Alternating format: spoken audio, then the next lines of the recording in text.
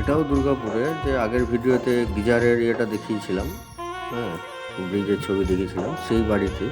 যাই হোক, ভিডিওটা লম্বা হওয়ার জন্য ছোটো করা হয়েছে। এসিটা সার্ভিসিং, এসিটা ঠিকই চলছে, এসিটা চলার কোনো সমস্যা নেই, কিন্তু সার্ভিসিং কোম্পানির লোক সার্ভিসিং করে গেছে। কিন্তু ভাই একটু ঢংসে করো, পেছনে কি ময়লা দেখুন, মানে এত কয়েল পুরো একদম ময়লাতে ভরে আছে, কুলিং চেম্বারটা পুরো ময়লাতে ভরে আছে। যাই হোক, সেটা রেডি। হ্যাঁ, এবার এটা সার্ভিসিং, এই যে ফর্মটা আছে, এই ফর্মটা দিলে পরে কয়েল চেম্বার মানে কয়েলের পিঞ্চগুলোতে যে ময়লাটা ঢুকে থাকে পরিষ্কার হয়ে যাবে। হ্যাঁ, এটা এখন এটা হাফ পরিষ্কার হলো, মানে বুঝতে পারছেন কী হারে ময়লা জমে আছে। যাই হোক, এটা নিয়ে কোনো সমস্যা নেই, একদম পরিষ্কার করা হয়ে যাবে বা পরিষ্কার করা হয়ে গেছে।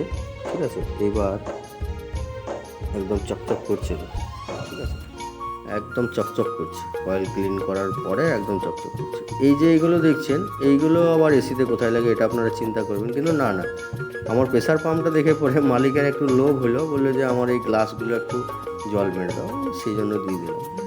এবার আউটডোরের কি অবস্থা দেখুন, না আছে ইনসুলেশন, মানে কোপার পাইপ ব্যান্ড হয়ে এই দিক ডান দিক উত্তর দক্ষিণ পূর্ব পশ্চিম করে পড়ে আছে। এইটা হচ্ছে কপার পাইপের অবস্থা। বলে দিয়েছি কপার পাইপ ঠিক করুন, নাহলে গ্যাস লিক হওয়ার সম্ভাবনা আছে।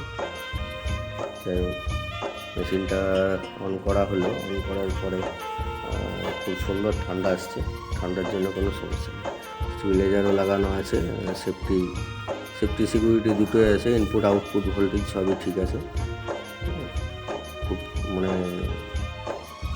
নতুন বাড়িতে এসিটা লাগানোই ছিল, তারপরে এটা সার্ভিসিং।